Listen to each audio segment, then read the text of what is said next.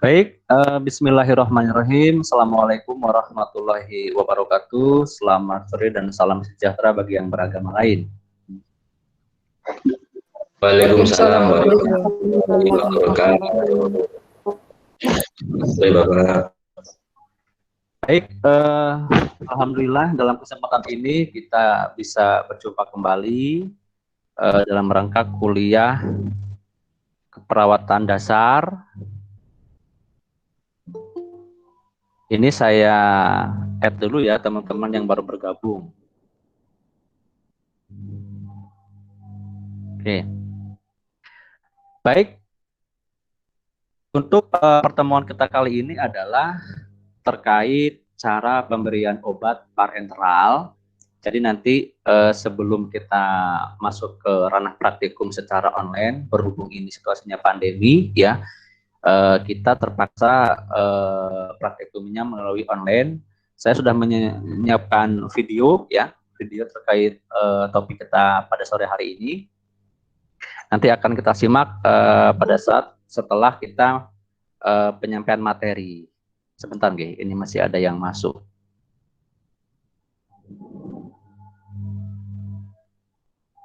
Oke, ya, memang situasinya pandemi kita harus bersabar ya. Terkadang salah satu gangguannya adalah terkait koneksi jaringan. Nah, bagaimana rekan-rekan? Apakah terlihat PowerPoint saya? Sudah, Bapak. Baik ya. Tidak. Baik, sengaja tidak saya sensor karena apa? Karena memang terkadang ada mahasiswa yang ingin bergabung ya. Kasihan nanti kalau misalkan dia tidak kita add ya, dia nggak bisa masuk nanti ya. Oke. Baik, untuk topik kali ini adalah cara pemberian obat parenteral ya. Jadi pemberian obat itu ada dua, satu secara parenteral, yang kedua secara enteral. Kalau pemberian obat secara parenteral ya, itu merupakan pemberian obat melalui jaringan, contoh melalui pembuluh darah vena, melalui subkutan ataupun melalui subkulit ya. Jadi kutan itu bahasa medisnya adalah kulit. Ya, kemudian melalui intramuskular ya, melalui daging ya. Jadi muskular itu apa ya? Daging. Jadi daging itu muskular dalam bahasa medisnya itu ya. Nah, kalau enteral itu merupakan pemberian obat secara melalui mulut langsung. Ya. Jadi di sini yang akan kita bahas adalah terkait cara pemberian obat secara parenteral. Ya. Nah, nanti tujuan kita ya, harapan kita setelah pembelajaran ini, maka teman-teman mampu yang pertama menjelaskan pengertian obat parenteral ya. Jadi menjelaskan pengertian pemberian obat secara parenteral. Yang kedua adalah menjelaskan tujuan utama pemberian obat parenteral. Kemudian yang ketiga menjelaskan keuntungan dan kerugian pemberian obat parenteral. Yang keempat menjelaskan macam pemberian obat secara parenteral. Ya, menjelaskan cara injeksi intrakutan. Kemudian yang keenam menjelaskan cara injeksi subkutan, menjelaskan cara injeksi intramuskular, dan menjelaskan cara injeksi intravena. Itu merupakan learning outcome yang harus rekan-rekan kuasai nanti setelah pembelajaran ini ya. Baik, kita lanjut ya. Jadi definisi dari pemberian obat parenteral ya merupakan pemberian obat yang dilakukan dengan menyuntikkan obat tertentu ke jaringan tubuh atau pembuluh darah dengan menggunakan SPED.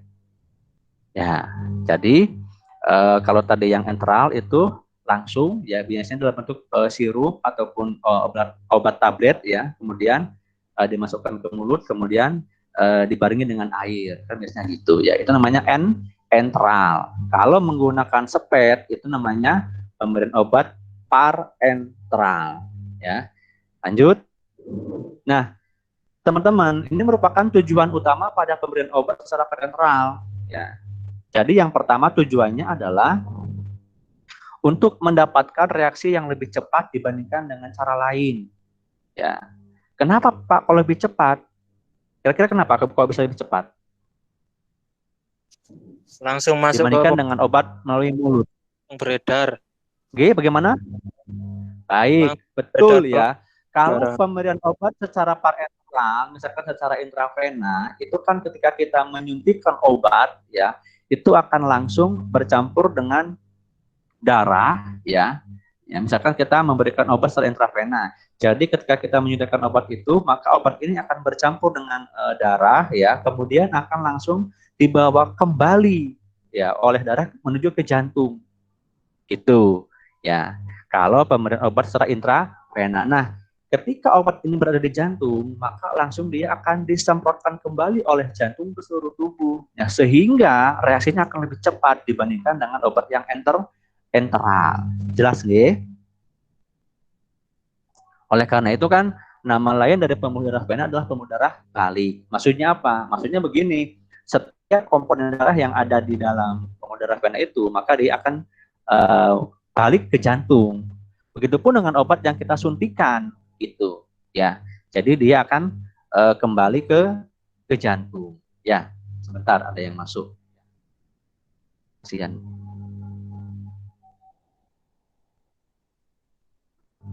Oke, yang kedua,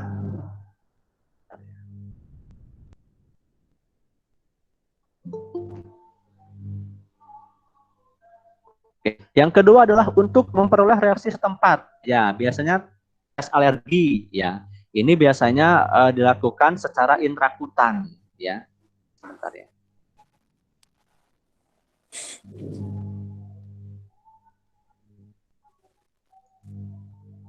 Oke, ya. Yang kedua untuk memperoleh reaksi setempat, misalkan pada pengetesan alergi, ya. Misalkan begini, ketika nanti panjenengan di ruangan, ya, kemudian ada pasien datang ke ruangan, kemudian kebetulan pasien ini mendapatkan terapi antibiotik, misalkan kita ambil ceftriaxone. Nah, sebelum kita berikan obat antibiotik ini, ya, maka kita harus mengecek apakah pasien itu, ya, tahan, ya, terhadap obat antibiotik yang akan kita berikan. Nah, biasanya sebelum obat itu diberikan, kita melakukan yang namanya tes alergi atau skin test. Sebentar nih. Memang harus sabar ya kalau pandemi seperti ini, nggih. Teman-teman jangan sampai marah ke temannya ya. Harus saling memaklumi, nggih. Nah, saya ulangi lagi ya. Yang kedua adalah untuk memperoleh reaksi setempat. Misalkan tes alergi. Nah, ketika nanti misalkan di ruangan ada pasien baru datang ke ruangan, kemudian dia mendapatkan terapi antibiotik, ya maka kita harus koreksi dulu sebelum kita memberikan obat antibiotik itu.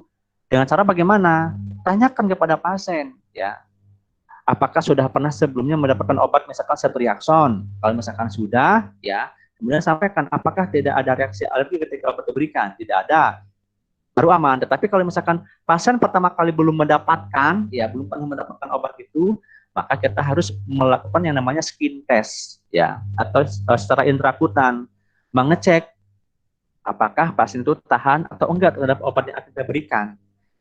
Ya, biasanya kalau misalkan kita berikan obat, ya, di area kulitnya pasien, di area lengan bagian luar gitu, kita cek setelah pemberian itu ada enggak kayak kemerahan di area penusukan kita itu, kemudian mungkin terasa gatal, kemudian pasien merasa gatal, kemerahan, ya. Nah, kalau misalkan ada seperti itu, ya, tanda seperti itu berarti pasien ini hati-hati, ya, dia tidak tahan terhadap obat yang akan kita berikan, gitu. Jadi imunnya itu dia itu menolak, gitu, ya. Nah, jangan sampai itu diberikan. Langsung kita konsulkan ke dokternya. Dok, pasien ini tidak tahan dengan obat ini. Bagaimana solusinya? Ingat ya, kita sebagai perawat tidak punya wewenang untuk memberikan obat, ya. Tetapi yang punya wewenang untuk membuatkan resep dan memberikan jenis obat adalah dokternya. Ya. Yang ketiga, membantu menegakkan diagnosa, penyuntikan zat kontras. Nah, biasanya pada pasien-pasien yang melakukan misalkan foto rongsen, kemudian pasien-pasien yang mau dilakukan kemoterapi kayak gitu ya. Kemudian memberikan zat imunologi. Nah, ini yang sekarang diterapkan oleh pemerintah, yaitu apa? Vaksinasi. Ya, vaksinasi kan tidak diberikan secara enteral, tetapi diberikan secara apa? Parenteral, yaitu subkutan. Biasanya di bagian lengan bagian atas. Ya, nanti akan kita lihat ya. Nah, Itu merupakan tujuan utamanya, jadi ada 4 ya. Oke, kita lanjut. Nah, teman-teman ingat ya, ada keuntungan, ada pula kerugiannya gitu ya. Jadi dari mekanisme pemberian obat secara parenteral ini ya, ada beberapa keuntungan yang bisa kita peroleh ya. Di antaranya ya, keuntungannya adalah bisa diberikan pada klien yang tidak sadar ataupun tidak kooperatif. Jelas ya.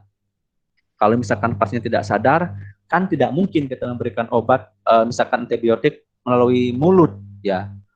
Bagaimana bisa diberikan? Wong pasiennya pun tidak sadar, tidak kooperatif atas apa yang kita perintahkan ya. Daripada risiko nanti misalkan kita pasangkan meminum obat, kemudian nanti malah masuk ke dalam paru-paru, airnya malah repot jadi aspirasi ya. Maka dengan cara lain yaitu menggunakan parenteral melalui jaringan tubuh, yaitu tadi bisa melalui intravena, bisa melalui subkutan, bisa melalui intramuskular gitu ya.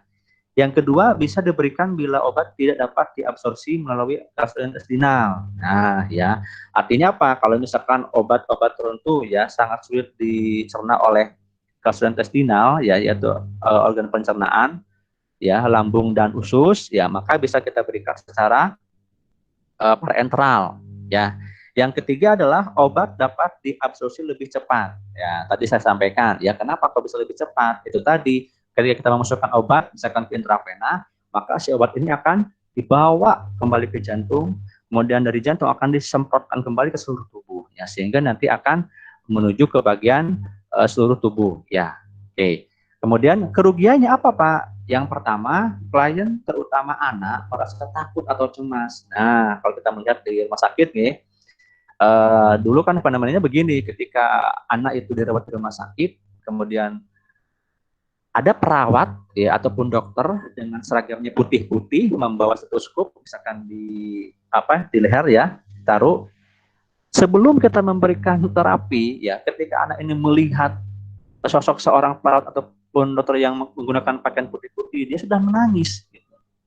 Karena apa? Karena dia tahu bahwa itu adalah yang nanti akan menyakiti saya gitu ya. Nah, oleh karena itu kalau kita sekarang melihat desain untuk manajemen di rumah sakit ya, salah satunya adalah di ruangan anak ya, penjenengan lihat itu jarang sekali, bahkan mungkin sekarang tidak ada lagi ya perawat-perawat di ruangan anak yang menggunakan seragam putih-putih, tapi sebaliknya biasanya menggunakan seragam yang ngejreng-ngejreng warnanya itu ya, mungkin yang warnanya ungu atau mungkin bahkan pink seperti itu. Begitupun dengan desain ruangannya. Jangan lihat desain ruangan anak ya. Di ruangannya itu biasanya ada semacam gambar-gambar lukisan, mungkin matahari, taman-taman, ya mohon maaf ya, upin ipin dan lain-lain lah yang sifatnya itu nuansa anak. Nah, itu semua ya ditujukan supaya anak itu merasa apa? Merasa nyaman ya, dan tidak cemas ketika seorang perawat atau dokter memberikan pelayanannya gitu. Oke. Pernah melihat nggih? Halo? Iya, Pak. Pernah, Pak. Ya. Iya, Pak.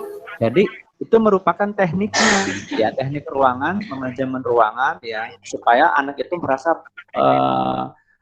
merasa nyaman ya, bisa kooperatif ya. Kemudian tidak cemas ketika seorang perawat mau memberikan asuhan keperawatan ya. Yang kedua, kerugiannya adalah menimbulkan rasa tidak nyaman dan sakit. Ya, memang terkadang kalau misalkan kita belum pernah diinjeksi, disuntik, ya memang sih agak sakit. Cuma ya tidak seperti kita, mohon maaf, misalkan kita terkena irisan pisau, enggak, ya cuma mungkin seperti digigit semut lah gitu ya. Contoh kayak kemarin saat saya mengikuti vaksinasi AstraZeneca ya di RS itu, ya memang agak sakit ya, cuma kan ya seperti itulah sakitnya. Mungkin teman-teman juga sudah bisa merasakan lah seperti apa ketika penjenengan diinjeksi misalkan secara subkutan gitu ya. Kemudian yang ketiga adalah dapat menyebabkan infeksi ya. Nah, ini ingat perlu teknik steril jelas ya rekan-rekan. Jadi ketika nanti penjenengan memberikan obat secara parenteral, ingat kita harus melakukan yang namanya desinfektan terlebih dahulu ya, mensterilkan area kulit ya, ataupun pembuluh darah vena yang akan kita injeksi. Ya, dengan cara apa, Pak? Dengan cara kita ambil alkohol swab ataupun kapas yang mengandung alkohol, kemudian kita usap 1 kali. Ya, Pak, boleh nggak 2 kali? Boleh, tetapi dengan catatan menggunakan kapas alkohol yang berbeda. Jangan sampai misalkan 1 kapas alkohol ya, kita usapkan di bagian area yang akan disuntik, seret, kemudian kita yang kedua seret lagi. Nah, ini tidak steril lagi. Ya, hati-hati. Jadi tekniknya adalah cukup 1 kali usap. Ya, seret gitu. Ya, ingat harus kita sterilkan terlebih dahulu. Ya, lanjut. Mungkin ada pertanyaan sampai sini? Belum? Belum lanjut, Bapak. Baik, kita lanjutkan ya. Nah, ini macam-macam pemberian obat secara parenteral. Ya, ada intrakutan, ya. Nah, intrakutan ini biasanya kita lakukan ya pada saat kita mau mengecek tes alergi pada pasien yang tadi saya sampaikan, yaitu intrakutan. Ya, ini perlu teknik yang yang sifatnya itu keahlian yang luar biasa ya. Karena apa? Karena ini sifatnya begini. Jadi intrakutan ya di dalam kulit, tetapi di luar muskulus ataupun di luar daging gitu ya. Jadi harus tengah-tengah antara kulit dengan muskulus ya, ataupun daging lah kalau misalkan tidak tahu muskulus ya. Ya, jadi nanti kita injeksikan sampai nanti membentuk gelembung ya, gelembung. Nah, itu teknik intrakutan. Baru nanti kita kalau sudah membentuk gelembung, kita lingkari dengan ballpoint ya. Kemudian kita tunggu maksimal 15 menit, kita cek reaksinya di area yang kita lingkari, apakah ada semacam kemerahan di situ, mungkin semacam pasien mengalami terasa gatal. Nah, kalau misalkan ada seperti itu, tanda kemerahan, ada rasa gatal, ya berarti pasien tidak tahan terhadap obat yang akan kita berikan. Kita harus konsultasikan dengan dokternya. Jelas, G? Siap, jelas Bapak. Baik. Jelas, Yang kedua subkutan. Nah, ini subkutan ini teman-teman sudah ada yang pernah ikut vaksin COVID? Sudah, Bapak. Sudah, G. Nah, ini kan secara subkutan ya, baik yang Sinovac maupun yang AstraZeneca. G. Jadi itu subkutan, teman-teman ya. Jadi kalau kemarin teman-teman divaksin, itu namanya teknik subkutan. Ya. Kemudian yang ketiga ada intramuskular. Ya, nah, ini IM. Ya, IM ini biasanya diberikan di area gluteus maximus atau dalam bahasa awamnya itu adalah apa? Bokong. Ya, bokong. Mungkin mohon maaf ketika dulu penyenangan di rumah sakit, ya mungkin ada yang pernah disuntik di bokong. Nah, itu namanya apa? Secara intramuskular atau IM. Ya. Yang keempat adalah intravena. Nah, ini intravena ini ya. Obat itu dimasukkan ke sepet, ya sudah dioplos, misalkan obatnya dalam bentuk serbuk, ya. Kemudian kita oplos dengan Aquades, ya. Biasanya kalau misalkan antibiotik itu dioplos 10 cc menggunakan Aquades. Mohon maaf teman-teman ya, sebelumnya mungkin yang mic-nya belum di mute, ya mohon di mute nih supaya tidak berisi. Mohon bantuannya, ya, mohon cek mic-nya masing-masing, ya. Jadi kalau intravena itu saya ulangi lagi ya. Obatnya kan biasanya begini ya, biasanya kan ada 2 jenis, satu yang berbentuk serbuk, dalam bentuk vial, ya, vial serbuk, itu harus kita encerkan dulu, sebentar nggih. Ada yang masuk masih ya. Nah, dalam bentuk vial, ya, jadi vial itu bentuknya serbuk, ya, di dalam tabung kaca kecil, ya, nah itu harus kita encerkan terlebih dahulu. Jadi kalau misalkan ada obat vial, ya, dalam bentuk serbuk, jangan langsung diambil, ya nggak mungkin bisa ambil, ya harus kita encerkan terlebih dahulu dengan Aquades, ya baru bisa kita ambil menggunakan sepet, ya. Oke, kemudian kita injeksikan di intravena, gitu. Nah, ingat ya, kemarin kan kita sudah belajar tentang pemberian infus, ya. Sampun kemarin, ya. Sudah. Nah, ya kalau misalkan pas terpasang infus, kemudian ada terapi intravena, ingat jangan sampai diinjeksikan di intravena lagi, tetapi masukkan melalui seal ya ataupun karet kecil yang ada di selang infus, namanya secara bolus. Jadi kalau misalkan ada instruksi, Pak, berikan obat ini secara bolus, artinya apa? Artinya itu dimasukkan melalui selang infus sebagaimana yang sudah kita bahas pada pertemuan sebelumnya. Jelas sampai sini, teman-teman? Jelas, Pak. Jelas, Bapak. Baik, ya kita lanjutkan. Nah, ini rekan-rekan ya, tolong ya, Anda sudah belajar farmakologi ya, yang mungkin nanti juga akan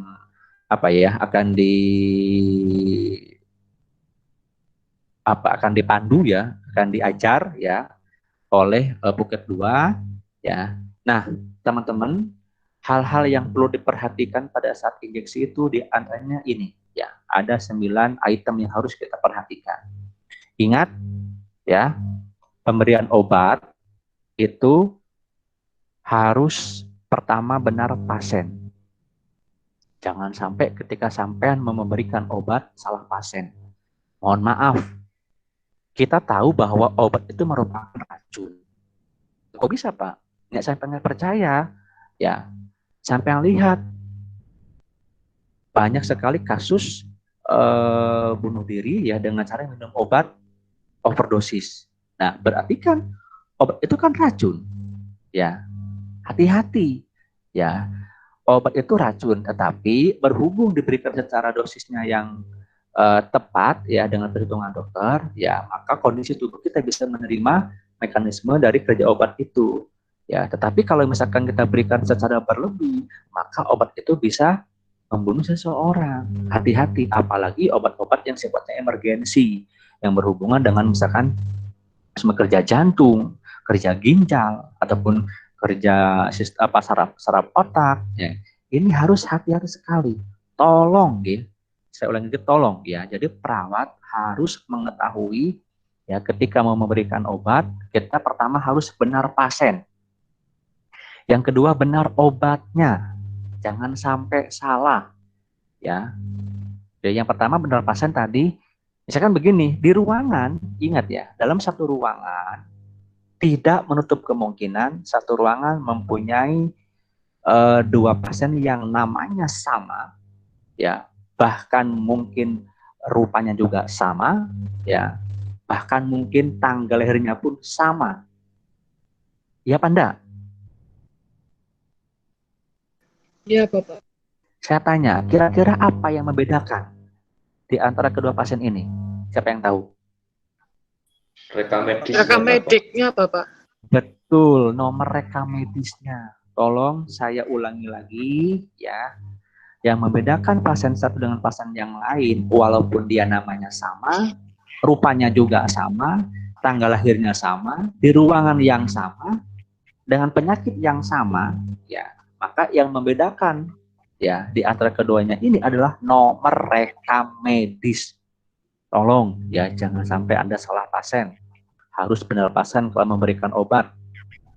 Tidak hanya memberikan obat, melakukan perawatan luka, memasang kateter, memasang infus, ya Anda harus tahu pasien mana yang akan saya berikan pelayanan, pasien mana yang akan saya lakukan perawatan.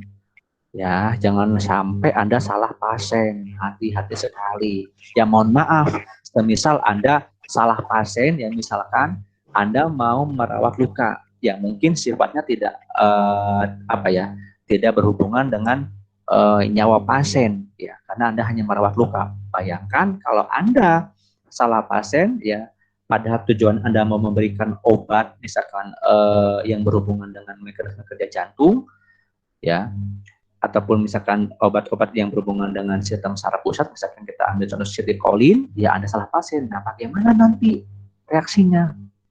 Bisa kita bayangkan, ya kan? Ya, ingat yang pertama benar apa? Benar pasien. Benar pasien. Yang kedua benar obat. Tolong ya. Nah, yang kedua harus benar obat. Ya, harus benar obatnya. Cek dulu obat itu. Ya, apakah betul si pasien A itu mendapatkan terapi misalkan antibiotik? Apakah betul pasien B itu mendapatkan terapi misalkan antiemetik? Ya, apakah betul pasien C itu mendapatkan obat misalkan antipiretik, ya anti panas misalkan begitu. Ya, jadi harus betul-betul Anda cek dulu.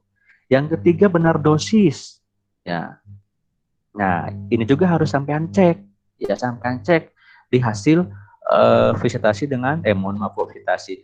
Hasil visite ya, visite dengan dokter. Ya, berapa dosisnya pasien A sehari misalkan dia mendapatkan terapi injeksi, misalkan misalkan kita ambil contoh mendapatkan terapi ceftriaxone misalkan 2 kali 1, berarti apa? 2 kali 1 hari, berarti sehari mendapatkan 2 kali. Nah, itu harus Anda ketahui, ya jangan sampai salah. Ya, kemudian yang keempat, benar cara ataupun untuk pemberian. Nah, ini juga sama. Ya, jangan sampai obat yang seharusnya Anda berikan secara intravena, misalkan Anda berikan secara subkutan misalkan. Nah, ini pun jangan sampai terjadi rekan-rekan. Ya, harus benar caranya. Ya, maka dari itu, semisal nanti rekan-rekan pada saat praktik di ruangan masih bingung, Anda masih belum jelas dengan instruksinya dari perawat senior, jangan malu bertanya, Mbak, mohon maaf, betul nggih obat ini untuk pasien yang namanya A? Ya, jenisnya obatnya misalkan ceftriaxone, betul ya Mbak ya, ini diberikan secara intravena. Lebih baik seperti itu. Ya, Anda jangan sampai malu bertanya, jangan sampai mohon maaf, berhubung misalkan Anda sudah merasa pintar, ya, kalau Anda masih ragu-ragu, lebih baik Anda tanyakan. Jelas nggih? Jelas, Bapak. Nah, kemudian yang kelima, benar waktu pemberian. Nah, ini pun juga sama. Anda cek obat itu. Apakah obat itu diberikan secara, mohon maaf, sebelum makan atau sesudah makan? Contoh, ya, misalkan begini. Misalkan pasien mendapatkan terapi insulin, misalkan, Nah, itu kan diberikan pada saat sebelum makan. Ya kan? Yang melihat? Halo? Iya, Bapak. Ya, misalkan pasien mendapatkan terapi insulin, misalkan kita ambil contoh, misalkan mendapatkan novorapid. Nah, biasanya insulin itu diberikan 15 menit sebelum makan. Nah, ini pun juga sama. Ya, Anda harus teliti. Oh, pasien A itu mendapatkan terapi insulin. Buat apa sih insulin itu? Mohon maaf, saya sedikit jelaskan sedikit. Insulin diberikan kepada pasien untuk membantu ya mereabsorpsi glukosa ke dalam sel, membantu ya menyerap glukosa ke dalam sel. Ya, misalkan pasien dengan diabetes. Nah, obat-obat tertentu ya seperti itu biasanya diberikan 15 menit sebelum makan. Maka Anda harus tahu kalau misalkan pasien makanya misalkan ya jam 15 lewat 15 misalkan ya, maka jam 15.00 kita sudah menyuntikkan insulin. Paham sampai sini rekan-rekan? Siap, Bapak. Nah, kemudian terkadang ada obat yang diberikan setelah makan. Nah, jadi intinya saya ulangi lagi, tolong jangan sampai Anda malu bertanya. Ya, ada peribahasa mengatakan kalau malu bertanya sesat di jalan, bukan sesat di kamar, tapi malu bertanya sesat di jalan. Tapi kalau misalkan sampai di lingkungan rumah sakit, ya kalau malu bertanya, ya mungkin Anda bisa salah masuk kamar, ya mungkin masuk kamar pasien yang satu ke pasien yang dua, gitu, ya. Jadi intinya jangan sampai malu bertanya, malu bertanya, jangan sampai malu bertanya. Ya, kemudian yang keenam, ya, nah ketika Anda mau injeksi, teman-teman, tolong perhatikan, ya, ada SOP-nya, ada peralatannya, ya. Ketika Anda sudah menyiapkan obat, misalkan kita ambil contoh novorapid, ya, pernah melihat yang bentuknya seperti pulpen itu loh, pernah melihat ya? Ya, pernah. Ya, ataupun misalkan Anda mau memberikan obat intravena, misalkan antibiotik. Nah, maka si sepet itu ya, sepet yang ini, mohon maaf, nah yang ini yang sudah diisi obat, itu nanti jangan sampai Anda inting-inting bawa. Anda seperti itu, misalkan begini, misalkan Mbak Deta mau menginjeksi pasien A, ya Mbak, pasien A ya, injeksi antibiotik. Oh iya Mbak, ya. Jadi kita tidak hanya membawa sepetnya saja, enggak. Ya, jadi kita membawa sepet, ingat sepet yang sudah diisi obat ya maksudnya ya, kapas alkohol, kemudian membawa tourniquet, membawa perla, ya. Nah, khusus untuk obat ini, ya, obat yang sudah dimasukkan ke dalam sepet, itu kita masukkan ke bak injeksi sini. Ini namanya bak injeksi. Jelas? Iya, Bapak. Siap. Siap. Nah, Jelas. kemudian terkait perla, tourniquet untuk membendung, alkohol swab, ya, itu nanti Anda taruh di nampan, kemudian taruh di troli, kemudian Anda dorong. Khusus untuk obatnya, ya, saya ulangi lagi, untuk obat yang sifatnya diberikan secara injeksi intravena, Anda masukkan ke sini. Jangan sampai ditaruh di luar. Maksudnya apa, Pak? Maksudnya di luar itu, misalkan ditaruh di atas troli. Tidak seperti itu. Hati-hati sekali, ya. Anda harus betul-betul perhatikan. Saya tekankan lagi, ya, obat yang sudah Anda ambil, misalkan dari ampul ataupun dari vial yang sudah diencerkan, ya, Anda masukkan ke bak injeksi, ya, yang sudah dimindahkan ke sepet dimasukkan ke sini. Jelas nggih? Iya, Bapak. Baik, lanjut, ya. Kemudian yang ketujuh, jenis sepet dan jarum yang digunakan. Nah, ini juga sama biasanya, ya. Jenis sepet yang digunakan untuk injeksi itu antara 3 cc atau 3 mili, 5 cc sama 10 cc. Yang paling sering itu 3 dan 5 itu, ya. Kalau yang 10 itu biasanya untuk antibiotik, ya. Itu. Oke, jadi jenis sepet yang digunakan itu biasanya yang paling sering adalah kalau injeksi intravena ya 3 cc, 5 cc ataupun yang 10 cc. Itu, ya. Tetapi kalau untuk injeksi pada saat sekarang ini vaksinasi itu biasanya menggunakan yang 1 cc, ya. Oke. Nah, teman-teman, itu semua ada di buku yang saya buat, ya, di buku KD kalau tidak salah itu sudah ada di situ, ya. Yang ke-8 adalah, nah ini ya, infeksi yang mungkin terjadi selama injeksi, ini maksudnya ya, selama injeksi, ya. Jadi hati-hati, ya. Anda cek seperti tadi saya bilang, ya, ketika Anda memberikan obat, ya, kemudian selesai, nah 15 menit kemudian Anda pantau lagi bagaimana keadaan pasien. Ya, jangan sampai dibiarkan, ya. Adakah reaksi yang lain, adakah efek samping seperti itu. Oke. Kemudian yang terakhir adalah kondisi atau penyakit klien. Nah, ini pun juga harus Anda perhatikan, ya, jangan sampai salah pemberian obat, ya, karena setiap penyakit itu, ya, dan kondisi pasien, ya, dokter sudah membuat resep berbeda, gitu, sesuai dengan keadaan penyakitnya, ya. Lanjut. Oke, ada pertanyaan sebelum saya lanjutkan mungkin? Silakan. Belum? Lanjut, Bapak. Baik. Nah, sekarang rekan-rekan kita lihat, ya, masuk ke injeksi intrakutan atau IC atau intradermal, ya. Jadi injeksi intrakutan itu sama dengan IC disingkat ataupun intradermal, ya. Nah, ini ya. Definisinya adalah merupakan suntikan pada lapisan dermis atau kulit, ya, atau di bawah epidermis atau permukaan kulit. Injeksi ini dilakukan secara terbatas karena hanya sejumlah kecil obat yang dapat dimasukkan. Cara ini biasanya digunakan untuk tes tuberkulin atau tes alergi terhadap obat tertentu, sebagaimana yang tadi sudah saya jelaskan.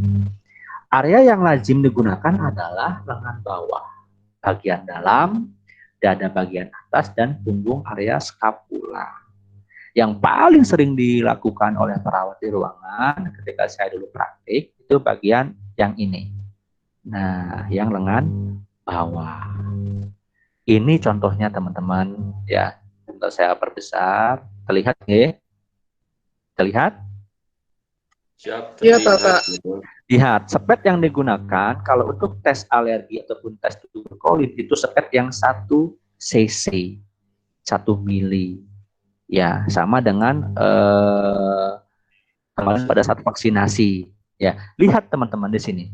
Ya, jadi kalau intrakutan ya atau intradermal, ingat intrakutan, intra itu di dalam, kutan itu kulit, dermis itu kulit. Jadi di dalam kulit, di luar muskulus. Jadi saya bilang harus membentuk gelembung. Ketika kita sudah pilih area lengan pasien bagian luar, kita desinfektan dengan kapas alkohol, seret sekali, ya. Kemudian kita tusukkan, ya ke sini.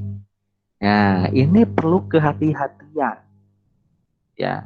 Dan ini rasanya, ya, pada saat dulu saya praktek sama teman saya, ya di lab sebelum ke ruangan, dulu kan saya praktek di lab sama teman-teman, ya. Di antara intravena, subkutan dan intramuskular, ya yang paling sakit yang saya rasakan teknik seperti ini, teknik intrakutan. Ini luar biasa sakitnya, panasnya bukan main. Ada yang sudah pernah merasakan? Sudah, Bapak. Sudah, Bapak. Mungkin teman-teman yang sudah pernah merasakan suntik intravena, intramuskular, subkutan, dan IC, ya mungkin akan sama persepsinya seperti saya. Yang saya rasakan yang paling sakit itu ya ini, intrakutan ini, luar biasa panasnya itu. Sampai waktu itu saya menahan menggenggam tangan tuh luar biasa sampai apa ya? Sampai spray itu sampai saya tarik waktu itu, ya saking sakitnya itu luar biasa. Ya, ini namanya apa? Setara intrakutan, injeksi intrakutan. Lihat, di sini harus membentuk gelembung. Dan ingat, setelah terbentuk gelembung atau namanya adalah undulasi, ini tolong jangan di-dep lagi. Jangan ditekan lagi sama kapas alkohol, jangan. Ya, biarkan seperti itu membentuk gelembung, mungkin sebesar biji kacang lah ya, kacang hijau ataupun kacang tanah gitu. Kemudian Anda lingkari di sini. Ya, dilingkari di sini. Nah, setelah itu Anda tunggu observasi 15 menit ke depan. Jadi saya sampaikan, apa Pak yang dikaji Pak? Ketika sudah Anda lingkari di sini dengan 10 poin, Anda cek di area lingkaran itu, apakah ada kemerahan di area kulit ini, apakah pasien merasa gatal atau bagaimana. Kalau misalkan ada seperti itu, ya maka berarti pasien ini tidak tahan terhadap obat yang akan diberikan gitu. Misalkan pemberian antibiotik. Ada yang mau disampaikan? Silakan. Saya Bapak datang. Silakan. Monggo Mbak.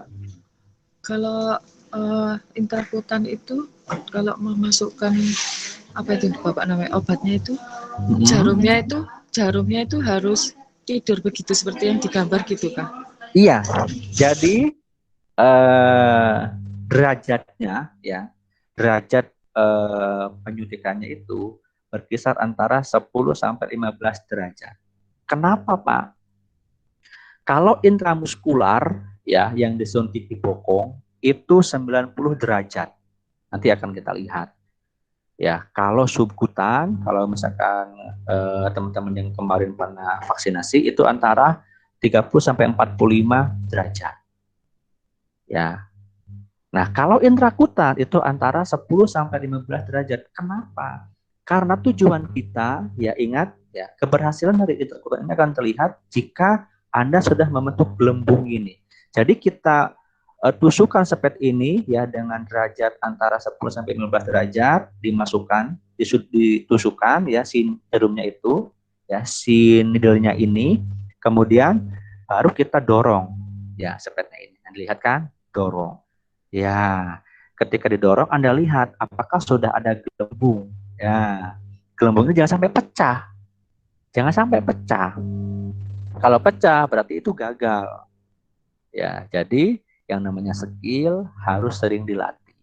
Ya, kalau tidak dilatih ya tidak bisa. Sama hanya dengan pisau. Semakin sering diasahkan semakin tajam. Saya kembalikan kepada materi ya di sini. Jadi ketika kita mau menusukkan jarum dengan sudut antara 10 sampai 15 derajat, kemudian kita dorong sepet itu ya sampai membentuk undulasi ataupun gelembung, kulitnya menggelembung dia. Ya. Nah, kalau sudah menggelembung, Anda tarik kembali si sepetnya. Udah, biarkan, jangan di-tap. Jelas, Mbak Deta? Enggak, Bapak. Baik, ya kita lanjutkan. Nah, sekarang prosedur kerja injeksi intrakutan. Ya, sama dengan teknik injeksi yang lain, teman-teman ya. Cuci tangan, jelaskan prosedur yang akan dilakukan pada pasien. Ingat, apapun tindakan injeksinya, mohon maaf ya, mau intrakutan, mau subkutan, mau intramuskular, mau intravena, maka ada 4 langkah komunikasi terapeutik. Yang pertama ada tahap prainteraksi, yang kedua tahap orientasi, yang ketiga tahap kerja, yang keempat tahap terminasi. Saya ulangi lagi ya. Jadi Anda mau injeksi intrakutan, mau injeksi intravena, mau injeksi mohon maaf, injeksi intramuskular, ya. Jadi ada 4 langkah komunikasi terapeutik kepada pasien. Pertama, tahap prainteraksi. Pra berarti sebelum berinteraksi. Misalkan Mbak Deta mendapat perintah, Mbak, injeksikan obat ini ya ke pasien B. Ingat, tahap prainteraksi berawal dari persiapan dari perawat. Oh iya, iya Mbak. Berarti apa? Anda harus siapkan diri Anda dulu. Ya, kemudian siapkan obatnya dan perangkatnya. Ya. Nah, kalau sudah kita siapkan, kita masukkan ke bak injeksi, sepet yang sudah diisi obat, ya. Kemudian kita taruh di troli, yang lainnya juga kita bawa ke ruangan pasien. Masuk, ya. Nah, kemudian masuk ke tahap orientasi. Ucapkan salam. Ya, selamat pagi Bapak, selamat pagi Ibu, selamat siang Mas, Mbak. Perkenalkan saya perawat Deta. Ya, Bapak, hari ini bagaimana kabarnya? Apakah sudah mendingan? Oh iya Mbak, baik. Kalau begitu Bapak kebetulan ini sekarang ya Bapak jadwalnya untuk diberikan obat antibiotik. Nanti obat ini akan diberikan secara melalui pembuluh darah. Ya. Nah, kalau misalkan terpasang infus, diberikan melalui infus atau namanya bolus ya. Kemudian setelah itu, nah tadi yang disampaikan Mbak Dita menyampaikan salam, menjelaskan maksud dan tujuan. Nah, itu masuk ke dalam ranah apa? Orientasi. Kemudian lanjut ke tahap kerja. Berikan obat itu sesuai dengan SOP. Ya, selesai diberikan, kemudian di terminasi. Ya, apa? Obatnya sudah saya masukkan. Ya, bagaimana? Apakah tadi terasa apa sih atau tidak? Oh, enggak, Pak. Enggak, Mbak. Ya udah, bagus Bapak kalau begitu. Silakan istirahat kembali. Nanti saya akan ke sini lagi 15 menit ke depan untuk mengoperasi keadaan Bapak. Gitu. Oke, nah itu namanya apa? Terminasi. Ya, jadi ada tahap reinteraksi, orientasi, tahap kerja, dan tahap terminasi. Jelas? Jelas, Bapak. Siap. Jelas, Ya. Pak.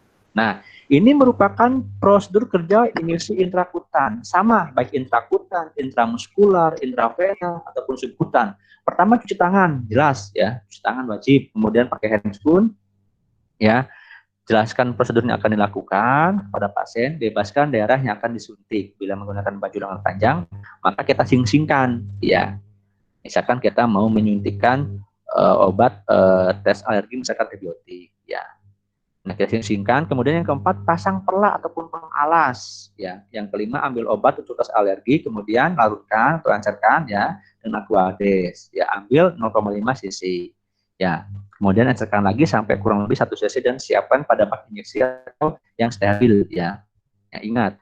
Kemudian yang keenam, desinfeksi dengan kapas alkohol pada daerah yang akan dilakukan suntikan. Ingat ya, apapun tindakan injeksinya, mau IC, mau IM, mau SC, mau IV, pertama-tama kita harus desinfektan dulu.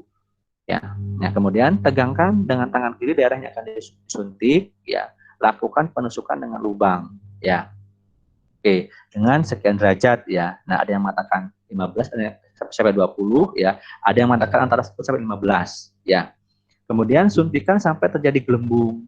Nah, 10, tarik sepet dan tidak boleh dimasase. Tadi saya bilang di dep atau dimasase, jangan kalau intrakutan. Supaya apa? Supaya ya si obat yang sudah kita masukkan tidak keluar. Kalau kita masase ya, kita elus-elus nanti, nah ini akan keluar lewat lubang jarum ini ya. Tempat lubang jarum tadi itu keluar obatnya kalau kita masase itu ya. Kemudian yang sebelah cuci tangan ya, dan catat hasil pemberian obat ya, waktu, tanggal, dan jenis obat. Jangan lupa dokumentasikan. Oke ya, baik kita lanjutkan. Nah, ya. Nah, sekarang yang subkutan ya, merupakan pemberian obat dengan cara memasukkan obat ke dalam jaringan subkutan di bawah kulit dengan menggunakan sepet. Nah, kalau ini di bawah kulit ya, dia sampai menembus lapisan dermisnya itu ya. Area yang lazim digunakan adalah lengan bagian atas luar, paha depan, daerah abdomen, area skapula pada daerah punggung bagian atas, daerah ventrogluteal dan dorsogluteal bagian atas. Nah ini ya, kemarin kalau yang sudah vaksin, nah ini merupakan teknik subkutan, yaitu bagian lengan bagian atas luar ya. Lanjut. Nah, untuk langkah-langkahnya sama seperti tadi, seperti yang intrakutan. Cuma apa yang membedakan? Ya, yang membedakan di sini adalah sudutnya. Ya, itu ya. Kemudian nah sekarang intramuskular. Nah, ini yang tadi saya bilang ya, di area bokong. Ya, di area bokong. Ini intramuskular ya. Merupakan pemberian obat dengan cara memasukkan obat ke dalam jaringan otot dengan menggunakan sepet. Area yang lazim digunakan adalah pada daerah lengan atas, ya, dorsogluteal, gluteus maximus, daerah bagian luar, daerah bagian depan, ya. Yang paling sering di bagian ini, gluteus maximus, ya. Ini namanya gluteus maximus itu yang ini, ya. Nah ini, ya. Kemudian langkah-langkahnya juga sama, ya. Secara besar sama. Cuma nanti yang membedakan adalah sudutnya. Nah ini ya, sudutnya adalah 90 derajat. Ya, oke. Kemudian lanjut. Nah, injeksi intravena sekarang. Ya, merupakan gambaran ya dari pemberian obat dengan cara memasukkan obat ke dalam pembuluh darah vena dengan menggunakan spet. Area yang lazim digunakan adalah pada lengan, vena basalica dan vena cephalica, tungkai ya, vena saphenus, leher vena jugularis, kepala vena frontalis atau vena temporalis ya, temporalis. Nah, yang paling sering ada di bagian vena basilica. Nah, ini ya, ini namanya vena basilica sama. Jadi di sini ada 3 area vena. Vena mediana cubiti, vena basilica, dan vena cephalica. Ya, nanti Anda bisa pelajari ya. Ada pertanyaan sampai sini mungkin? Mohon izin Bapak. Iya, silakan. Siap. Mohon izin bertanya, Patrick Sugiarto izin. Iya, monggo. Tentang injeksi intramuskuler tadi izin pada area bokong. Itu kan ada pembuluh saraf ekor yang izin. Ada saraf ekor. Itu mohon sarannya mungkin bagaimana mengukurnya biar tidak sampai terkena ke saraf atau pembuluh darah di bagian belakang di bokong mungkin. Terima kasih. Baik, ya, bagus pertanyaannya ya. Jadi ya, untuk pemberian obat di area bokong ya, di gluteus maximus itu kita harus mengukur bagian bokong pasien dengan menggunakan tangan kita, ya, tangan kita, ya, berhubung biasanya kalau tidak pandemi saya langsung mempraktikkan di lab, ya. Jadi bagian tangan kita, bagian tangan kiri kita, ya, itu kita tempatkan di bokong pasien, ya. Kemudian yang kita ambil itu adalah bagian spina iliaca anterior superior pasien, ya. Nanti lebih jelas akan kita lihat ya di di videonya. Oke. Bisa dipahami ya? Siap, Yun. Siap, bisa Bapak. Oke. Karena kalau misalkan tidak kita tikungkan itu Anda nggak bisa membayangkan nanti itu. Ya, jadi di bagian sias, spina, iliaka, anterior superior gitu ya. Nanti akan kita lihat di video ya. Oke, lanjut ya. Nah, sama ya untuk hal-hal yang perlu diperhatikan pada injeksi intravena juga sama ya. Minum obat, minum pasien, minum dosis, injeksi intravena dilakukan secara perlahan-lahan. Nah, artinya apa? Perlahan itu adalah ketika Anda memberikan obat intravena, jangan sampai langsung seret. Jangan, apalagi misalkan obat antibiotik. Kenapa, Pak? Kenapa kira-kira? Ada yang tahu? Sakit Pak, maksudnya obatnya. Sakit. Di mana sakitnya? Sakitnya tuh ya di sini. Gitu. Ya, sakitnya itu di mana? Ya di venanya itu. Sakitnya luar biasa. Ya. Jadi ketika Anda memberikan obat antibiotik melalui intravena, Anda harus perlahan-lahan menyemprotkan obatnya itu. Ya. Kenapa? Sakit. Makanya, kenapa kalau diencerkan 10 cc? Ya. Semakin encer, ya semakin tidak pekat, maka tidak semakin tidak nyeri gitu. Kalau semakin pekat, ya misalkan Anda encerkan 5 cc, itu kan pekat. Itu malah tambah sakit nanti. Ya. Makanya kita encerkan 10 cc supaya apa? Mengurangi rasa sakitnya pasien. Selain itu, ketika Anda menyemprotkan obatnya, ya juga harus pelan-pelan. Ya. Oke. Kemudian, jenis sepet dan jarum yang digunakan adalah 3 atau 5 mili atau cc. Tadi saya sampaikan ya di awal. Oke, kemudian ya cek kondisi pasien seperti apa pasca pemberian obatnya itu. Ya, lanjut. Nah, sekarang prosedur kerja intravena ya sama dengan yang sebelumnya ya. Oke, sama dengan yang tadi, cuci tangan dan lain-lain. Ya, oke, kita lanjutkan. Nah, ini juga sama. Nah, nanti teman-teman ya, Anda bisa membaca di sumber pusaka ini. Ya, oke. Nah, supaya lebih jelas, mari kita simak video berikutnya. Ya, oke, sebelum ke video ada yang mau disampaikan mungkin? Belum ya? Kalau intravena berapa derajat Bapak? Baik, kalau intravena ya antara 30 sampai 45 sama. Ya. Sama dengan tadi subkutan. Cuma ya yang harus menjadi perhatian teman-teman ya ketika Anda memberikan obat injeksi intravena ya. Nah, lihat di nomor 11 di sini. Ya. Ini yang harus menjadi perhatian. Ya, sebentar tak kasih warna ya. Tak kasih warna apa ya? Kasih warna ini aja lah. Biru. Ketika Anda sudah menusukkan jarum ke dalam pembuluh vena, maka lakukan aspirasi. Ada yang tahu kira-kira apa aspirasi? Siap Bapak. Menarik fluid sehingga keluar darah. Ya, jadi kalau Anda memberikan injeksi intravena, ketika Anda sudah menusukkan jarumnya, kemudian tepat mengenai pembuluh darah venanya, ya ingat ya, vena itu yang terlihat, pembuluh darah yang terlihat biasanya warnanya apa? Ada yang tahu warnanya? Biru, hijau. Iya, ada yang mengatakan hijau kebiruan. Itulah pembuluh darah vena. Intinya yang terlihat, Anda lihat di bagian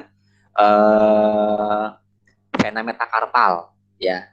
Nah, di bagian vena metakarpal, ya, yang tempat pasang infus. Nah, itu namanya pembuluh darah vena.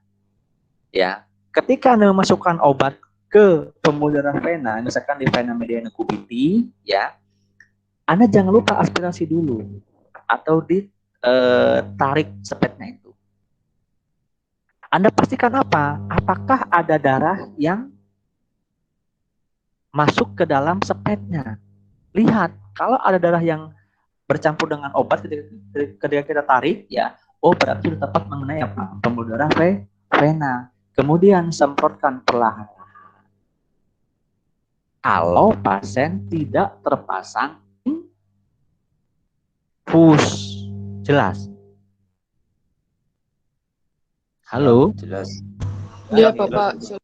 Nah, sebaliknya, kalau tadi di intravena kita harus mengaspirasi dan harus dan wajib ada darah, betul nggak? Wajib ada darahnya kalau intravena. Pada saat kita tusukan, kemudian kita aspirasi, itu wajib ada darah yang bercampur ke dalam sepetnya, bercampur dengan obat. Sepakat? Bakal. Iya, Baru kita suntikkan. Tetapi kalau pemberiannya secara intramuskular, sebaliknya, ketika kita sudah masukkan jarum, ya, ditusukkan jarumnya, ya, kemudian kita aspirasi juga. Tetapi kita cek, jangan sampai ada darah yang bercampur. Jelas? Lihat. Jelas, di Bapak. 12. Jelas. Nah, lihat di sini, ya, lihat di sini. Setelah jarum masuk, ingat ini intramuskular, nggih. Setelah jarum masuk, lakukan aspirasi sepet. Bila tidak ada darah yang tertarik dalam sepet, maka tekanlah sepet hingga obat masuk secara perlahan-lahan hingga habis. Jelas sampai sini rekan-rekan bedanya antara aspirasi di IM dengan di IV? Jelas, Ya, Pak. Jelas, Pak. baik. Alhamdulillah kalau jelas. Ya. Izin bertanya. Silakan. Siap. Mohon izin. Berarti kalau intramuskular itu semisal dibokong, semisal dikira-kira saja dan dilakukan aspirasi itu sehingga tidak mengeluarkan darah, apakah itu sudah benar, Mjen? Kita tidak bisa mengatakan kira-kira, nanti ada tekniknya, nanti akan kita lihat, ya. Karena ini sulit berhubung pandemi, jadi kita tidak bisa langsung berjumpa di di lab gitu. Makanya akan kita lihat nanti di video aja, nggih. Siap. Nggih. Yang jelas kalau kita sudah aspirasi, ya kita masukkan sepet sehingga 90 derajat gitu, aspirasi tidak ada darah, maka kita masukkan obatnya perlahan. Itu kalau IM.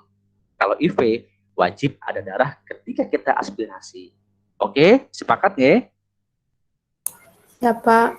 Baik, Bapak. sekarang kita akan lihat videonya. Ya, kita akan lihat video yang pertama rekan-rekan. Ya, baik. Sebelum saya putar, terlihat layarnya warna hitam. Siap, Iya, terlihat. Bapak. Baik, mohon perhatian sebelum saya putar. Pertama, tolong semua mic di mute. Oke, sudah semua ya. Oke, hening. Yang kemudian yang kedua, tolong Anda besarkan volume audionya. Ya, oke. Baik, saya beri waktu mungkin kurang lebih 1 menit lah. Saya ulangi lagi, mohon mic-nya di mute, kemudian audionya mohon volumenya dibesarkan.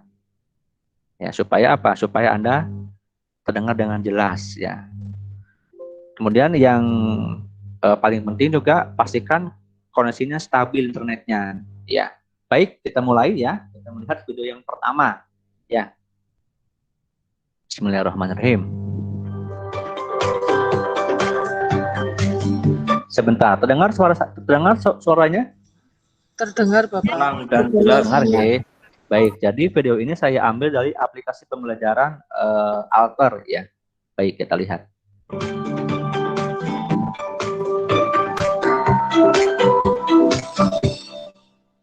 Halo, salam sahabat Alter di seluruh Indonesia, dimanapun Anda berada. Perkenalkan, saya Diwiana Fitria, salah satu perawat di salah satu rumah sakit swasta di Jakarta. Hari ini saya akan menjelaskan tentang pemberian injeksi intravena, intramuskular, dan subkutan. Yang pertama, saya akan menjelaskan tentang pemberian injeksi intravena. Pengertian dari injeksi intravena adalah memberikan obat ke dalam pembuluh darah atau vena dengan menggunakan spet.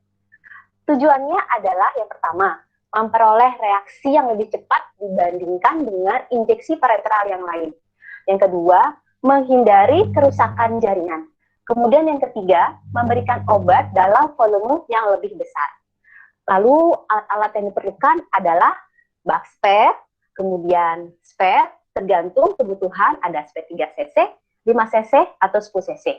Kemudian yang ketiga, obat-obat yang diperlukan. Yang keempat, ampas alkohol. Kemudian yang kelima, yang paling terpenting, turniket. Yang keenam, ada perlak. Terus yang kemudian terakhir, nirbeken atau bengkok. Baiklah, sahabat alter dimanapun Anda berada. Tahap pertama, saya akan memberikan penjelasan tentang injeksi intravena. Adapun pengertian dari injeksi intravena adalah memasukkan obat ke dalam pembuluh darah atau vena dengan menggunakan spet. Tujuannya adalah memperoleh reaksi yang lebih cepat dibandingkan dengan injeksi parenteral yang lain. Yang kedua, menghindari kerusakan jaringan. Kemudian yang ketiga, memberikan obat dalam volume yang lebih besar. Kemudian alat-alat yang diperlukan adalah yang pertama, spet. Kemudian yang kedua, ampas alkohol. Yang ketiga, obat yang diperlukan. Kemudian yang keempat, bengkok atau nirbeken. Kemudian ada handscoon atau sarung tangan. Kemudian yang terakhir ada turniket atau pembendung. Oke, sahabat alter, rute atau cara pemberian obat injeksi disesuaikan dengan jenis obat yang dianjurkan dokter, sesuai dengan petunjuk yang tertera di label kemasan obat. Nah, sekarang kita akan masuk ke tahap 2, yaitu pemberian injeksi intramuskular. Adapun pengertian dari injeksi intramuskular adalah pemberian obat dengan cara memasukkan obat ke bagian otot agar absorpsi otot lebih cepat. Dan lokasi pemberian injeksi intramuskular yaitu ada di otot lengan atas atau deltoid atau otot paha atas, vastus lateralis, dan bagian bokong atau gluteus. Tujuan dari pemberian injeksi intramuskular dan intravena sebenarnya hampir sama. Cuma yang membedakannya adalah obat-obatan yang diberikan ke intramuskular tidak dapat diberikan ke intravena. Dan lokasinya pun berbeda. Nah, oke. Sekarang, Sobat Alter, saya akan melanjutkan ke tahap yang ketiga, yaitu pemberian injeksi subkutan. Pengertian dari injeksi subkutan adalah memberikan obat, yaitu dengan cara menyuntikkan obat ke bawah kulit. Tujuan pemberian injeksi subkutan hampir sama dengan pemberian injeksi intramuskular. Hanya proses absorpsi obat lebih lambat dibandingkan injeksi parenteral yang lain. Karena sirkulasi darah pada subkutan lebih sedikit. Dan alat-alat yang digunakan untuk injeksi subkutan dan intramuskular itu hampir sama. Hanya yang membedakan dengan pemberian injeksi intravena yang pertama adalah injeksi subkutan dan intramuskular tidak menggunakan turniket atau pembendung. Nah, sahabat alter, ini adalah alat-alat yang tadi sudah saya sebutkan. Yang pertama adalah perlak, kemudian nirbeken atau bengkok, kemudian bakspet. Kemudian handscoon, lalu turniket, kapas alkohol, pet, dan obat yang dibutuhkan. Hanya kali ini saya menggunakan NaCl biasa. Lalu alat-alat yang saya sebutkan ini adalah alat-alat yang digunakan di injeksi intravena. Nah, pemberian injeksi intravena tadi kan menggunakan turniket. Kalau pemberian injeksi intramuskular dan subkutan tidak perlu menggunakan turniket. Nah, sahabat alter, sebelum kita melakukan pemberian injeksi yang tadi sudah saya sebutkan, ada hal-hal yang perlu diperhatikan. Salah satunya adalah 7 prinsip pemberian obat yang benar. Yang pertama, benar pasiennya. Yang kedua, benar obatnya. Yang ketiga, benar dosisnya. Yang keempat, benar cara pemberian obat. Yang kelima, benar waktu pemberian obat. Yang keenam, benar expired date obat. Dan yang ketujuh, benar dokumentasi. Lalu kemudian sebelum melakukan tindakan, kita harus cuci tangan terlebih dahulu. Kemudian setelah itu, kita dekatkan alat-alat yang tadi sudah disiapkan ke pasien. Sahabat alter, sekarang saya akan menjelaskan tentang tahap yang pertama, yaitu pemberian injeksi intravena.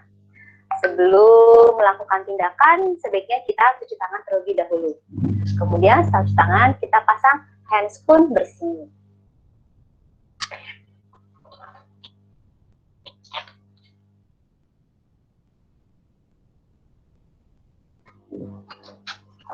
Lalu setelah pasang handscoon, kita pasang perlak di bawah lengan pasien.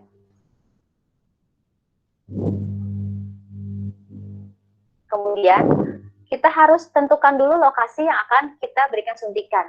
Saat ini saya akan berikan suntikan di daerah area vena brachialis. Lalu kemudian kita pasang turniket.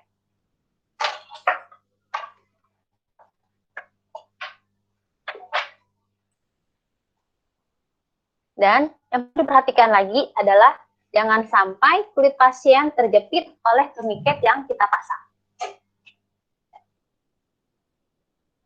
Kemudian kita desinfektan dulu area yang akan kita berikan suntikan.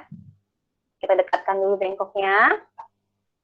Kemudian kita desinfektan dulu dengan kapas alkohol dengan cara memutar dari dalam keluar dalam satu usapan. Lalu, ini adalah obat yang sudah kita masukkan ke dalam spet 5 cc. Nah, yang harus diperhatikan adalah pemberian injeksi intravena dan intramuskular dan subkutan, perbedaannya dalam posisi rute pemberiannya, yaitu rute pemberian intravena dilakukan dengan sudut kurang lebih 30 derajat.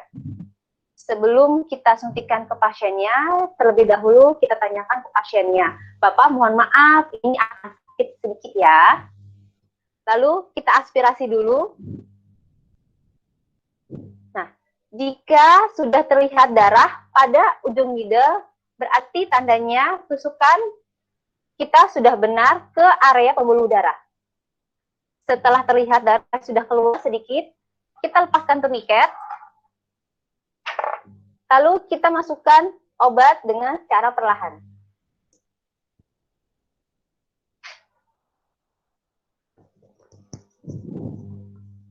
Setelah obat habis, kita tempelkan kapas alkohol di daerah tusukan dan kita tarik jarum secara perlahan. Maaf ya Pak, sakit sedikit ya.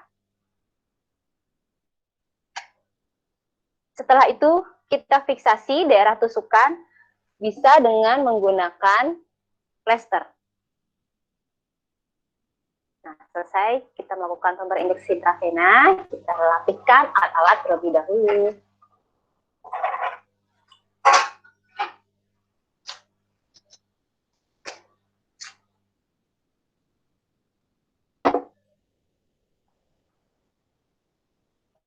Oke, demikianlah tahap pemberian injeksi intravena. Sampai ketemu di lain materi. Salam Sobat Alter Indonesia.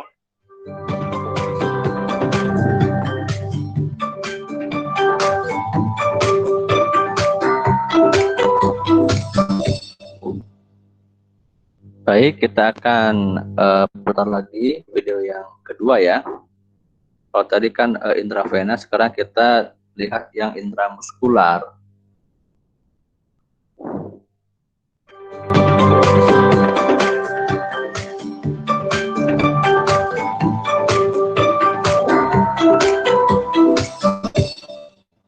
Halo, salam sahabat Alter di seluruh Indonesia, dimanapun Anda berada. Perkenalkan, saya Dwiana Fitria, salah satu perawat di salah satu rumah sakit swasta di Jakarta. Hari ini saya akan menjelaskan tentang pemberian injeksi intravena, intramuskular, dan subkutan. Yang pertama, saya akan menjelaskan tentang pemberian injeksi intravena. Pengertian dari injeksi intravena adalah memberikan obat ke dalam. Ini sudah nggak ya? Langsung kita ke videonya ya, yang intramuskular nggak? Pembuluh darah atau vena dengan menggunakan spet. Tujuannya adalah yang pertama, kemudian alat-alat yang diperlukan. Nah, sekarang kita akan masuk ke tahap 2, yaitu pemberian injeksi intramuskular. Adapun pengertian dari injeksi intramuskular adalah pemberian obat dengan cara memasukkan obat ke bagian otot agar absorpsi otot lebih cepat. Dan lokasi pemberian injeksi intramuskular yaitu ada di otot lengan atas atau deltoid atau otot paha atas, vastus lateralis, dan bagian bokong atau gluteus. Tujuan dari pemberian injeksi intramuskular dan intravena sebenarnya hampir sama. Cuma yang membedakannya adalah obat-obatan yang diberikan ke intramuskular tidak dapat diberikan ke intravena. Dan lokasinya pun berbeda. Nah, oke. Sekarang Sobat Alter, saya akan melanjutkan ke tahap yang ketiga, yaitu pemberian injeksi subkutan. Kemudian handscoon, yang pertama adalah injeksi subkutan dan intramuskular tidak menggunakan turniket atau pembendung. Nah, Sobat Alter, ini adalah alat-alat yang tadi sudah saya sebutkan.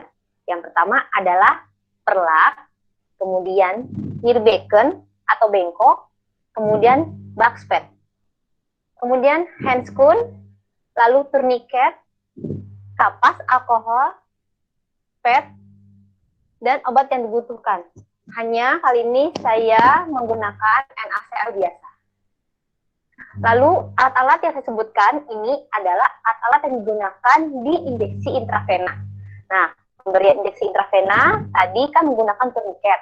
Kalau pemberi injeksi intramuskular dan subkutan tidak perlu menggunakan turniket. Nah, sahabat Alter, sebelum kita melakukan pemberian injeksi yang tadi sudah saya sebutkan, ada hal-hal yang perlu diperhatikan. Salah satunya adalah 7 prinsip pemberian obat yang benar. Pertama, benar pasiennya. Yang kedua, benar obatnya. Yang ketiga, benar dosisnya. Yang keempat, benar cara pemberian obat. Yang kelima, benar waktu pemberian obat. Yang keenam, benar expired date obat. Dan yang ketujuh, benar dokumentasi. Lalu kemudian sebelum melakukan tindakan, kita harus cuci tangan terlebih dahulu.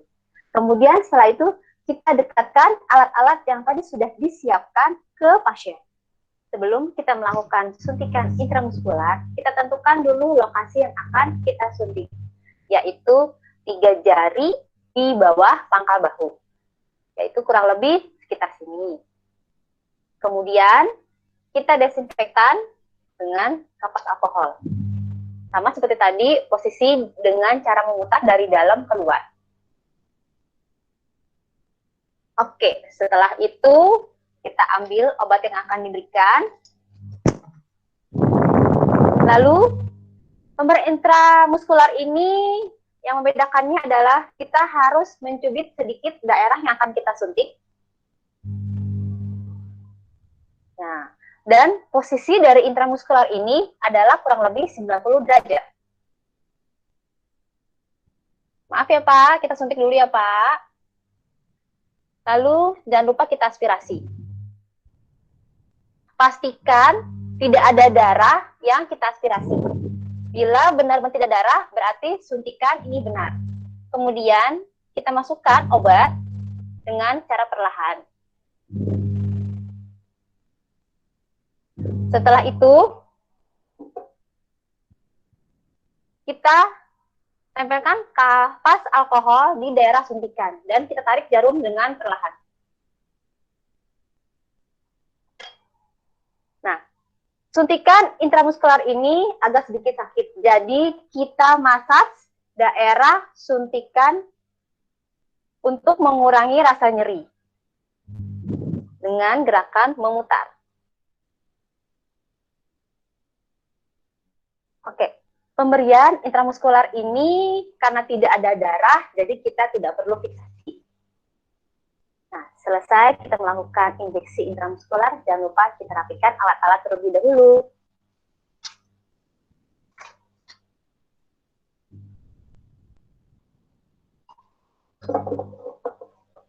Oke, demikianlah cara pemberian injeksi intramuskular. Sampai ketemu di lain materi. Salam Sobat Alter Indonesia.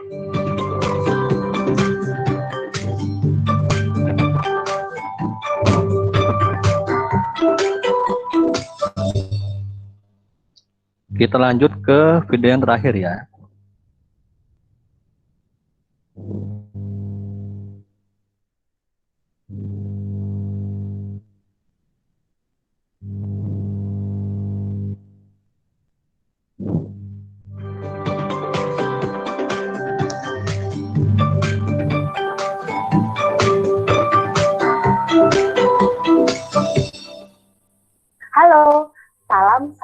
ini akan saya skip ya, kita langsung ke tindakan. Di seluruh Indonesia, di mana ketiga, yaitu pemberian transfusi darah pada seputar lebih sedikit yang sudah saya sebutkan.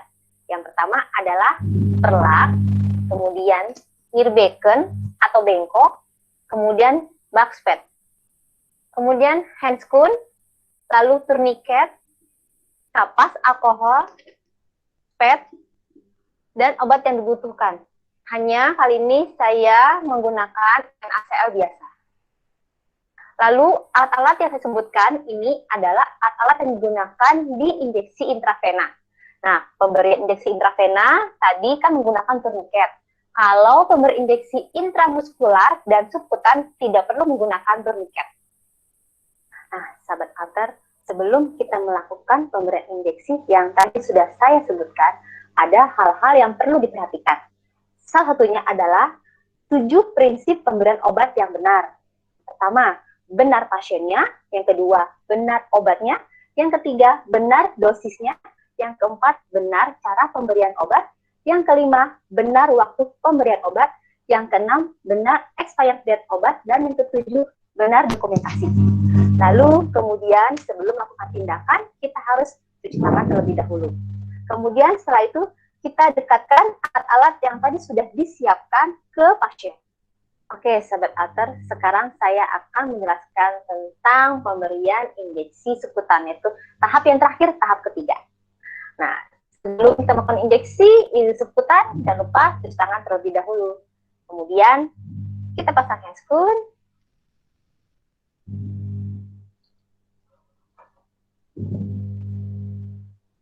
Lalu, kita pasang perlak di bawah lengan pasien.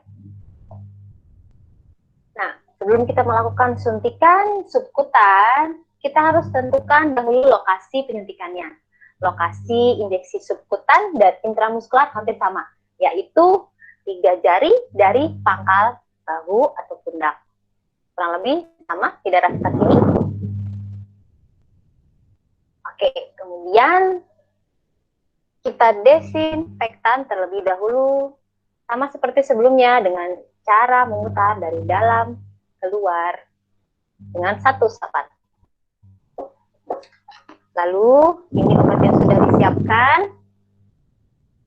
Nah, cara penyuntikan subkutan ini bedanya dengan intramuskular adalah posisinya. Posisi dari suntikan subkutan adalah kurang lebih 30 derajat.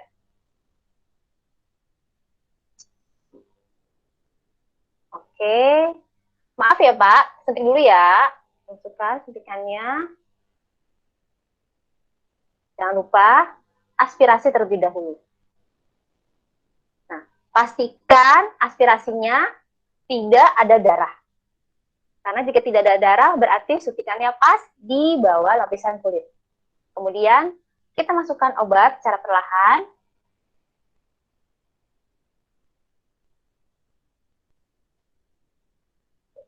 Setelah obat habis, kita tempelkan kapas alkohol di daerah penyuntikan dan kita tarik jarum secara perlahan. Lalu kita fiksasi. Nah, pemberian suntikan subkutan ini tidak sama seperti intramuskular. Tidak harus kita pakas. Kita hanya fiksasi saja. Beberapa saat. Setelah kita melakukan pemberian injeksi subkutan ini, jangan lupa kita rapikan alat-alatnya.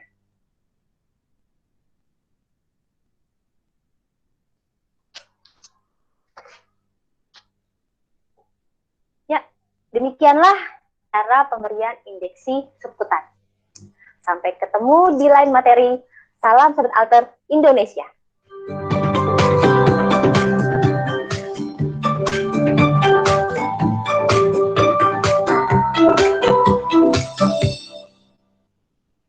Baik ya, sebelum kita ke selanjutnya, perlu saya sampaikan, jangan lupa tadi ya, disampaikan kepada pasien kalau sudah selesai tindakan, sampaikan, Bapak Ibu obatnya sudah saya suntikan, silakan istirahat kembali, nanti 15 menit ke depan saya akan mengobservasi ke ibu gitu ya. Jadi nanti disampaikan seperti itu. Jangan sampai tidak diterminasi gitu ya. Oke? Tadi ya untuk pertanyaan Mas Patrick ya, ntar. Jadi untuk kebetulan kan yang barusan yang IM itu dia diberikan di bahu nggih, di bahu sebentar ya. Nah, kita lihat yang di bokong itu di sini Mas. Tadi kan ada di slide. Nah, di sini. Bentar, tak besarkan ya. Terlihat Mas Patrick? Halo? Ya, Pak. Terlihat nggih? Nah, ini di area bokong kalau IM. Ya, tadi yang di video adalah di bagian bahu ya. Mungkin itu dari saya ya. Ada yang mau disampaikan? Nanti untuk rekaman video ya akan saya share kepada BMK, termasuk rekaman pembelajaran hari ini ya. Siapa? Mau saya sampaikan? Silahkan sebelum saya akhiri. Baik, jelas nggih? Ingat, habis ini ada perkuliahan farmakologi. Silakan langsung hubungi Bapak Setiadi ya. Oke. Halo. Siap, terima kasih. Baik. Oke, cukup ya. Baik, saya stop sharing ya. Oke. Untuk PJMK Mbak Deta nanti rekaman video sama materi akan saya share ya. Baik, Bapak. Siap, Bapak. Oke. Ya, karena ini sudah saya rekam ya, sudah saya rekam menggunakan Gmeet ya. Nah, ini sebentar kita perlihatkan ke panjenengan ya. Terlihat nggih? Ini sudah saya rekam ya. Terlihat ya Mbak Deta ya?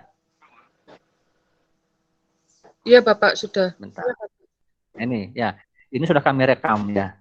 Oke, nanti akan saya share ke Mbak Deta. Jadi nanti otomatis terkait materi sama video sudah satu rekaman nanti ya. Cuma mungkin nanti agak besar kapasitasnya, memang kita agak lama gitu ya.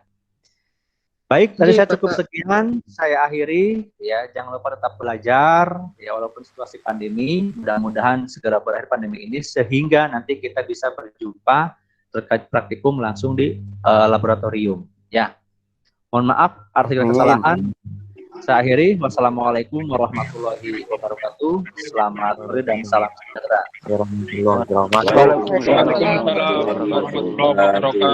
Terima kasih Bapak. Terima kasih.